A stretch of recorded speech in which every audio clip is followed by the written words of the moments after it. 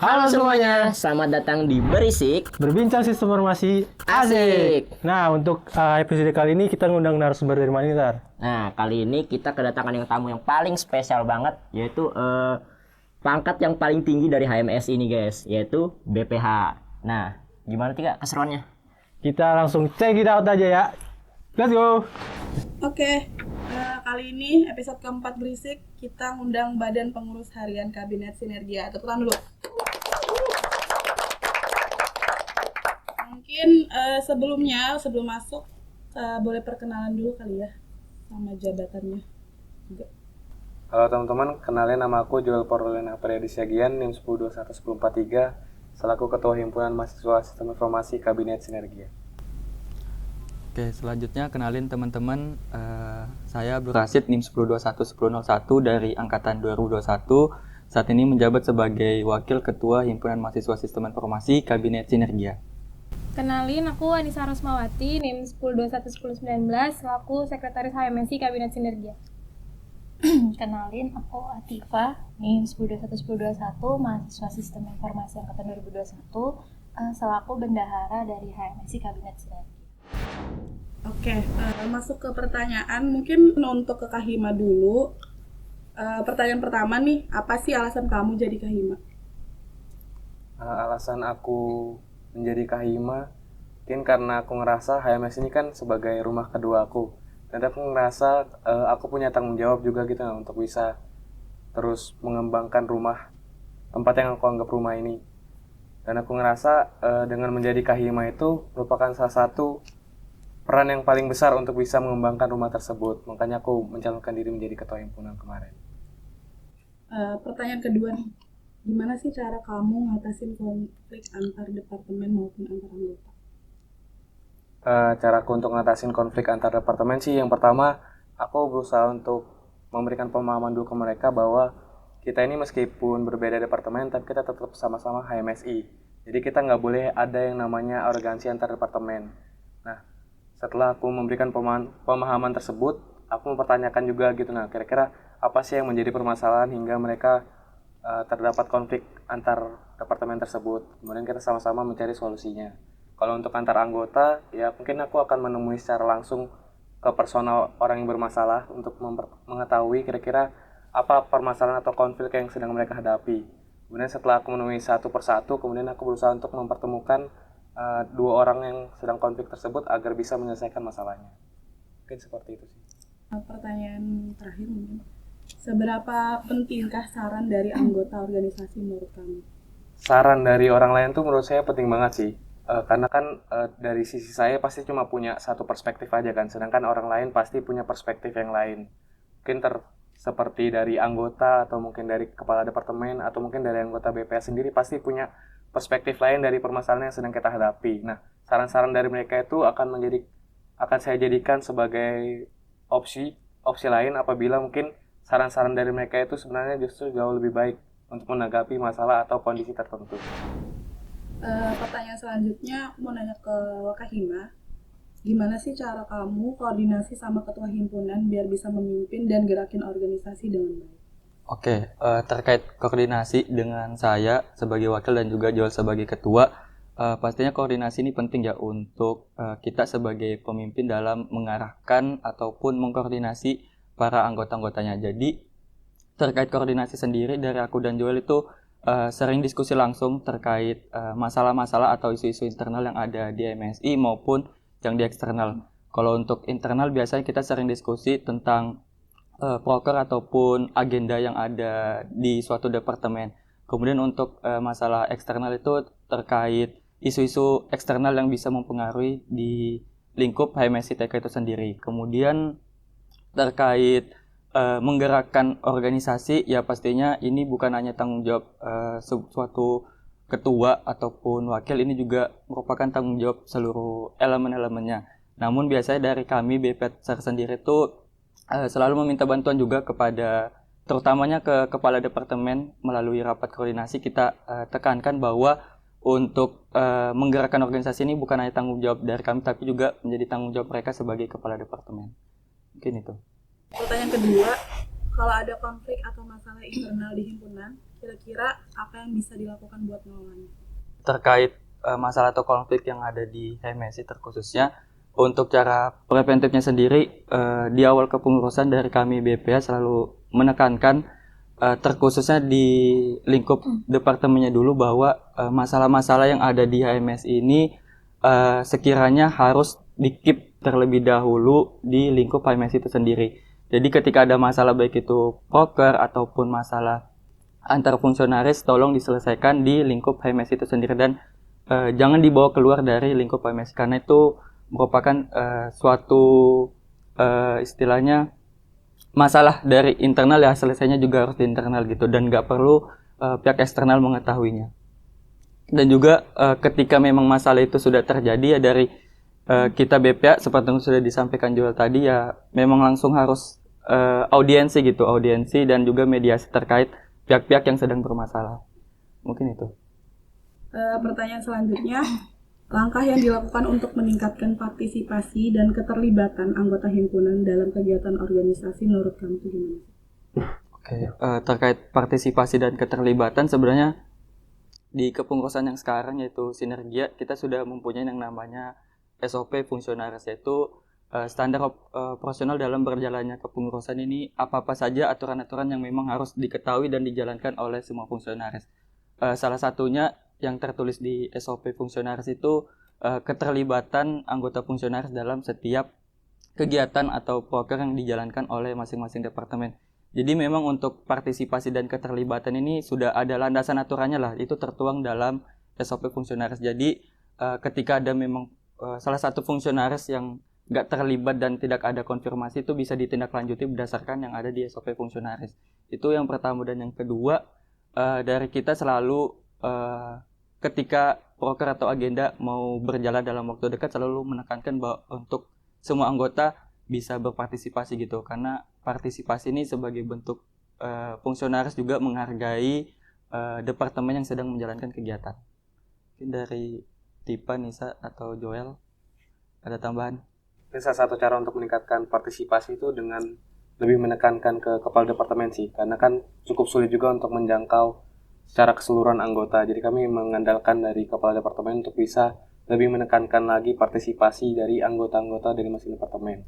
Dan juga kami juga menekankan kepada kepala departemen untuk bisa apabila ada beberapa orang-orang yang mungkin berhalangan untuk hadir itu karena tanpa alasan yang jelas, mungkin karena malas atau lain sebagainya, itu untuk bisa jauh lebih dirangkul agar mereka juga punya kesadaran akan berpartisipasi jauh lebih baik lagi ke depannya. Aku mau nanya ke sekretaris, apa tantangan dari seorang sekretaris dari sebuah organisasi himpunan? Tantangan sebagai sekretaris untuk saat ini, aku ngerasa tantangan jadi sekretaris tuh ada di awal-awal aku jadi sekretaris HMSI. Jadi pas awal-awal tuh, namanya awal ya, kami tuh kayak belum ngerti banget gitu gimana sih jadi sekretaris yang bagus, kayak yang apa aja yang harus disiapin. Nah itu jadi pas di awal-awal tuh emang sedikit ribet untuk nyiapin semuanya, mulai dari template, gimana alurnya, gimana sih SOP biar administrasi ini baik, nggak numpuk-numpuk, nggak salah-salah alurnya kayak gitu. Jadi tantangannya tuh ada di awal untuk nyiapinnya, tapi alhamdulillah saat berjalannya tuh udah lancar karena udah disiapin dari awal. Jadi tantangannya itu cuman di awal, bagian siap-siapinnya itu sedikit ribet banget kayak gitu. Oke. Pertanyaan selanjutnya, ini pertanyaannya berguna buat semua departemen mungkin ya. Gimana cara kamu ngelola dan nyusun notulensi rapat yang sesuai dengan apa yang dibahas sehingga notulensi dapat dipahami dengan baik oleh seluruh anggota? Cara nyusun notulensi supaya bagus, bukan bagus sih, lebih gampang dipahami lah sama tiap anggota. Jadi yang pertama, kalau misalnya rapat udah pasti dengerin baik-baik, kayak nggak sibuk sendiri kayak gitu. Terus mencatat poin-poin penting yang, karena kan itu pasti kalau orang ngobrol cepet banget kan. Jadi kalau bisa catat poin-poin pentingnya aja, baru kalau sudah selesai rapat itu bisa dibaca ulang itu kayak gimana, baru dikasih penjelasan supaya dari poin-poin itu bisa lebih jelas, kemudian bisa dibagikan ke anggota yang lain kayak gitu. Pertanyaan buat ke bendahara. Pertanyaan pertama, tantangan apa yang sering kamu hadapi dalam pengelolaan keuangan himpunan? Mungkin kalau untuk tantangan mengelola keuangan ya, jadi kan sebenarnya kalau dari HMSI sendiri itu ada 2 sumber keuangan, 3 bahkan. Jadi yang pertama itu emang dana HMSI itu sumbernya biasanya dari uang kas, dan juga ada kita program kerja terkait sponsorship. Kemudian ada juga yang didanai birokrasi sama dari dana BUMH, itu salah satu badan usaha gitu. Nah, kesusahannya paling ada beberapa program kerja itu semisalnya membutuhkan dana yang di luar dari yang pertama kita rencanain gitu, atau enggak ada waktu-waktu pelaksanaannya itu berubah, jadi agak susah ngealokasiinnya gitu, karena kan kita juga ngelihat program kerja yang belum terlaksana lainnya juga mungkin banyak perlu dana gitu, jadi di bagian alokasi itu sih agak susah.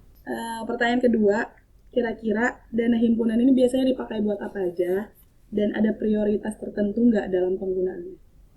Ya, jadi untuk dana himpunan sendiri pastinya kita gunain buat berjalannya program kerja yang ada. Tapi di luar itu juga misalnya ada kebutuhan, misalnya ada event lomba atau enggak event kayak ISC gitu kan, itu mengirim perwakilan dari himpunan, nah itu juga menggunakan dana himpunan. Untuk prioritas penggunaan sih, jadi di awal kepengurusan banget itu kan biasa kita nyusun ada namanya GBPK atau garis besar program kerja. Nah, di dalam GBPK itu ada list-list kumpulan dari program kerja, kemudian tanggal pelaksanaan, dan juga jumlah RAB-nya. Nah, berdasarkan dari situ sih, jadi kita bisa perkirakan untuk alokasinya. Untuk prioritasnya pastinya berdasarkan itu yang pertama. Kemudian yang kedua, misalnya ada perubahan tanggal pelaksanaan, pasti kita prioritasin gitu yang mana yang butuh lebih dulu. Pertanyaan terakhir mungkin buat bendahara, gimana cara memastikan dana himpunan digunakan secara efektif dan efisien? Gimana cara pastiin dana himpunan ini efektif dan efisien? Pertama, pasti tiap program kerja mau jalan itu kan pertama naik proposal. Nah, itu dicek melalui sekretaris. Kemudian, nah tapi pas di bagian pengecekan ini juga aku bantu ikut cross check hanya di bagian RAB biar sesuai gitu dengan kesepakatan kita di awal yang terkait GBPK. Kemudian yang kedua, setelah pelaksanaan program kerja ini berjalan, kemudian mereka melakukan LPJ. Nah, di LPJ ini juga ada laporan keuangannya gitu. Nah, terus aku cek, cross check, kemudian mulai dari bukti dan juga pengeluarannya apakah sesuai dan enggak. Jadi semua itu tercatat. Kita juga ngelakuin namanya transparansi keuangan yang biasa dilakuin 3 bulan sekali ya. Nah, itu biasanya kita paparkan pas saat rapat kerja dan juga di sosial media. Lanjut buat pertanyaan untuk kalian semuanya. Pertanyaan pertama, gimana cara kalian menyiapkan ide-ide inovatif dan kreatif dalam kegiatan himpunan? Mungkin cara buat kita menyiapkan ide-ide inovatif itu yang pertama kita cari referensi dari organisasi-organisasi lain. Mungkin secara terkhusus organisasi yang punya satu bidang keprofesian dengan kita, mungkin sistem informasi atau dari informatika. Kita lihat apakah dari program kerja ataupun agenda yang dilaksanakan di organisasi tersebut itu ada nggak yang kira-kira cukup baik dan relevan untuk kita aplikasikan di HMSI. Itu salah satunya, mungkin teman-teman mau nambahin. Jadi gimana cara kita buat dapetin ide atau inovasi terbaru buat HMSI? Di awal kepengurusan kita pasti ngebentuk dulu yang namanya tadi aku udah mention juga, itu GBPK. Nah, di situ kan kita ngarancanain tuh misalnya program kerja apa yang sesuai sama visi misi yang udah kita susun gitu. Nah, di situ kita coba lihat juga berdasarkan dari kepengurusan sebelumnya apakah bisa dimodifikasi, misalnya di beberapa proker misalnya diganti untuk bentuk kegiatannya atau seperti apa. Dan juga mungkin sama kayak Joel tadi, kita coba lihat dari himpunan lain maupun itu himpunan yang di ITK maupun yang di luar gitu, karena kan kita juga mengikuti kebutuhan dari mahasiswa. Semakin bergerak ke sini kan pasti perubahan kebutuhannya mengikuti zaman juga berubah gitu sih. Pertanyaan selanjutnya, kalau ada anggota yang bekerja kurang dari ekspektasi, bagaimana cara menyikapinya? Oke, mungkin dari aku ya terkait anggota yang kurang kinerjanya, jadi ekspektasi dari kita terhadap anggota tersebut itu kurang. Mungkin yang pertama, cara yang perlu dilakukan itu mulai dari kepala departemennya dulu. Kenapa begitu? Karena suatu departemen, berjalannya departemen tersebut, yaitu juga menjadi beban dan tanggung jawab satu kepala departemen dalam membangun SOB-nya, terus juga membangun kerjasama dan komunikasi di departemen tersebut.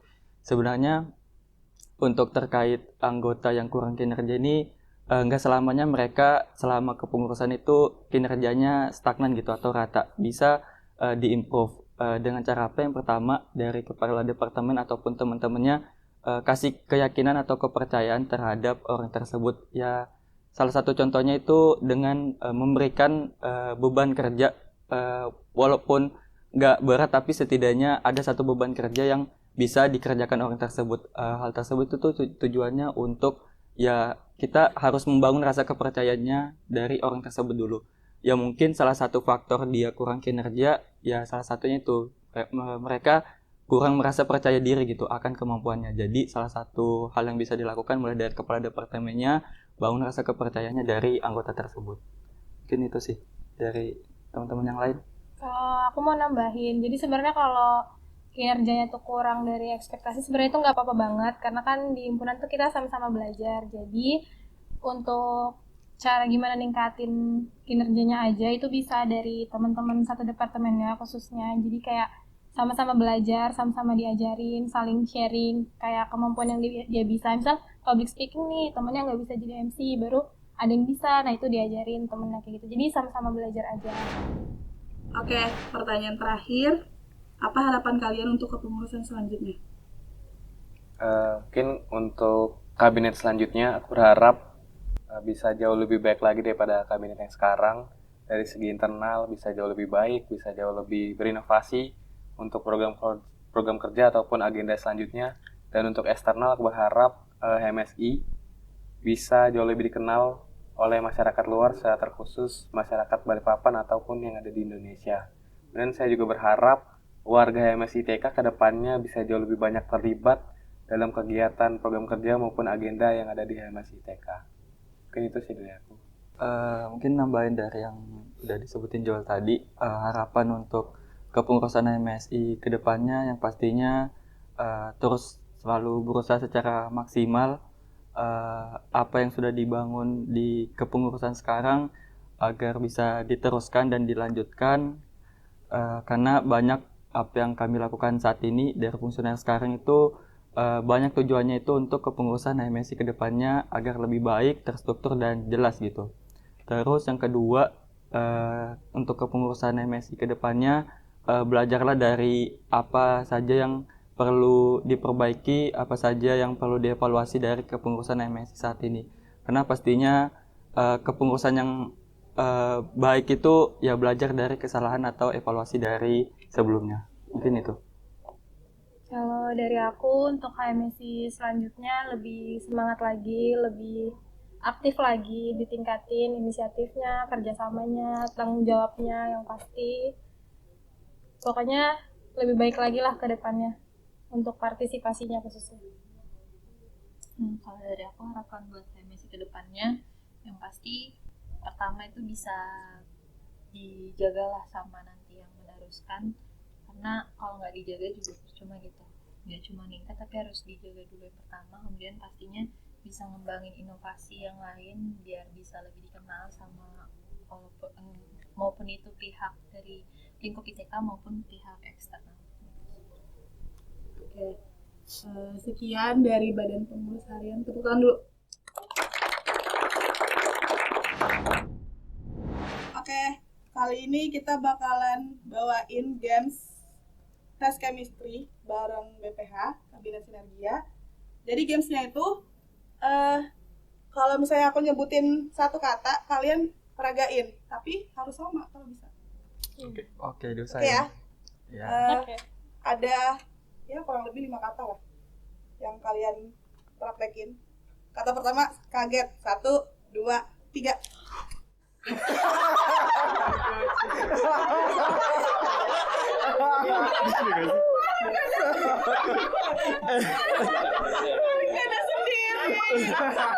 Yang sama siapa? Oke. Kata kedua. Terbang. 1, 2, 3.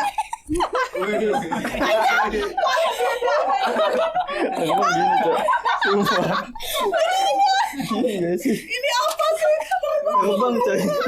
Gak superhero memang. Kata ketiga. Bingung. 1, 2, 3. Boleh. Lagi. Mengukus. 1, 2, 3. Kayak apa mengukus? Ini apa? Ngukus aja, Cok. Lagi. Mengendarai. 1, 2, 3. Kita nggak punya mobil. Gampang. Iya, gampang. Lagi. Banyak kan? Membuang. 1, 2, 3. Aku kan beda sendiri gak sumpah. Aku kan gini Cok. Aku gini Cok.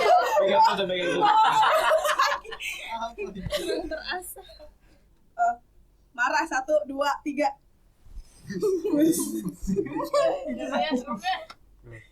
Terakhir. Terakhir yang kedua tadi. Menepuk. 1, 2, 3. Aku nembak siapa nih sekolah depan? Oke, mungkin itu aja ya gamesnya kali ini. Sampai jumpa di Nah, itu dia untuk episode berisik kali ini. Nah, fun fact-nya berisik kali ini merupakan episode terakhir dari berisik untuk kepengurusan Kabinet Sinergia. Kalau misalnya ada kesempatan lagi, sampai jumpa di berisik selanjutnya ya. Dadah.